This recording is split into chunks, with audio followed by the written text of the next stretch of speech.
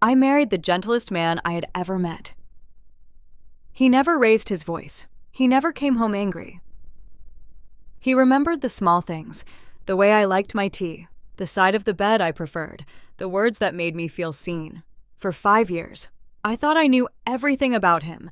Then one night, a man knocked on our door, looked past me, looked directly at my husband, and said, "Sir, we have a problem." And my husband, the gentle man who cried at sad stories, the man who stayed up all night when our son had a fever, straightened his shoulders and became someone I had never seen before. His name was Caleb Navarro. He came into my life quietly. No grand gestures, no dramatic moments. He was just there. Steady, calm, present. I'm Sarah. Sarah Navarro now. I grew up in a small town in Virginia. My father left when I was 11. My mother worked double shifts and still smiled at dinner. I learned early what it looked like when someone stayed. And I learned even earlier what it looked like when they didn't. When I met Caleb, I noticed the way he stayed. He didn't disappear when things got hard. He didn't pull away when I was tired or difficult or sad. He just remained. We were married after 2 years. Simple ceremony, close family only. He wore a gray suit. I wore my mother's altered dress. He cried before I did. We moved to a quiet neighborhood outside of Richmond. Nice house, big yard. Our son Adam was born in our 3rd year of marriage. Life felt complete. Life felt safe. And that's exactly what worries me now. When I look back, it was almost too safe. It started with the phone. Caleb had 2 of them. I thought nothing of it at first.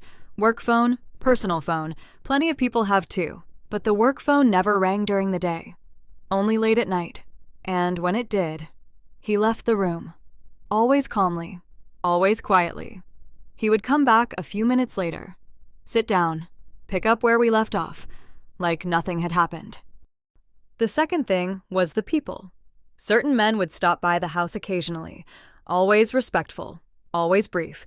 They never looked me in the eye. They looked at Caleb. And there was something in the way they looked at him.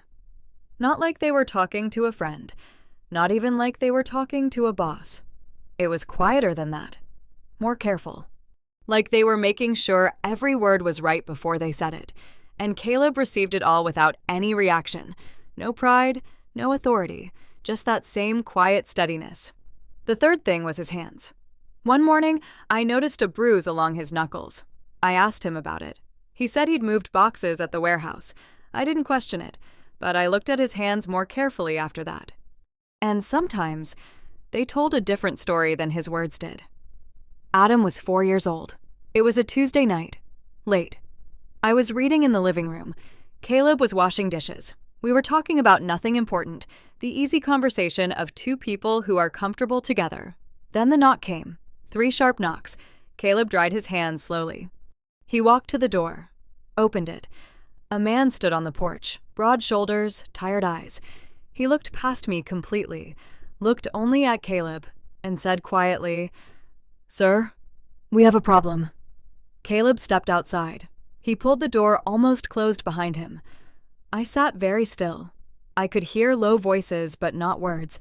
5 minutes passed, then 10. When Caleb came back inside, something had shifted in his face. Not anger, not fear, something harder than both. "Everything okay?" I asked. He looked at me for a moment. "Yes," he said. "Go to bed. I'll be up soon." He wasn't. He sat in the kitchen until 3 a.m. I know because I watched the light under the door.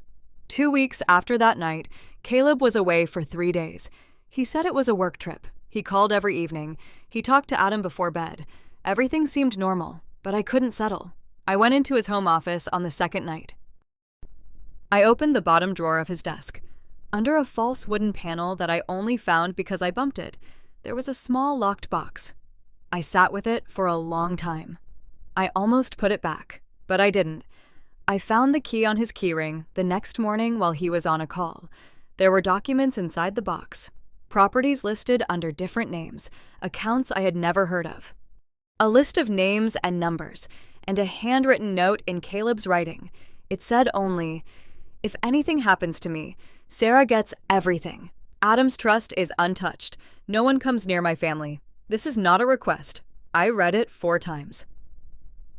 Then I sat on the floor of his office, and I tried to understand what kind of man writes a note like that. What kind of world makes that note necessary? When Caleb came home, I waited until Adam was asleep. Then I sat across from him at the kitchen table. I placed the note in front of him. He looked at it. He didn't look surprised. He didn't look angry that I had found it. He just looked tired, like a man who had been waiting for a door to open, and had finally heard the knock. "How long?" I asked. He folded his hands on the table. "Before you," he said. "It was already there before you." "What is it?" I asked. He was quiet for a long time. "Protection," he said finally. "That's what it started as. Protecting people in neighborhoods that no one else would protect. Businesses, families, people who had nowhere else to turn. And then?" He looked down at the table. "Then it became something larger, something harder to leave, and I was already in the middle of it." "Are you the one in charge?" I asked. He didn't answer, but he didn't look away either, and that was its own answer. "Did you ever bring it here?" I asked. "Into this house, near Adam?"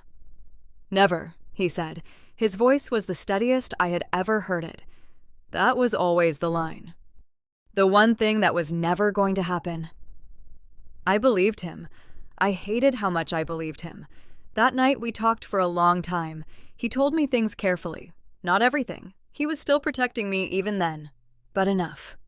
He had grown up in a neighborhood where the law was not something that protected people. It was something that happened to them.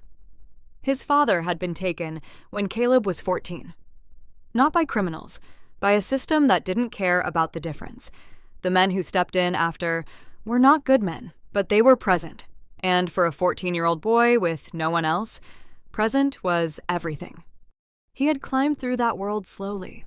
Not through violence, through intelligence, through loyalty, through being someone people trusted to be fair.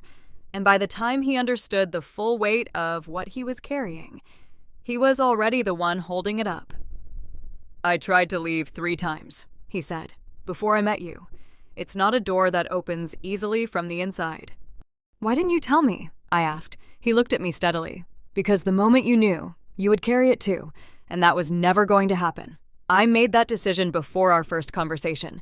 If you were going to be in my life, you were going to be safe, completely, even from the knowledge." I sat with that for a long time. It wasn't a justification. He wasn't asking me to accept it. He was just telling me the truth. Finally, all of it. 3 days after that conversation, Caleb told me he had made calls. He had spent years quietly building something. Documentation, leverage, agreements, the kind that allowed someone to step back without stepping into danger. "It's not immediate," he said. "It takes time, but it's done." "I've set it in motion." "Why now?" I asked. He looked toward the hallway, where Adam's drawings were taped to the wall, crooked, colorful. "Because he drew a picture of home last week," Caleb said, and when I asked him what his father did, he said, "You protect people, Dada." And I realized I needed to be worthy of that answer. I couldn't speak. "I don't want you to forgive me right now," he said. "I just want you to know that whatever I was, this family was always the realest thing. You were always the realest thing. And I'm choosing it, completely, whatever that costs." It took 14 months. Quiet steps, careful transitions. There were difficult moments I won't describe, moments that required Caleb to stand firm in ways I didn't fully see. But he came home every night. He sat at the dinner table. He helped Adam with his reading. He washed the dishes. He remained.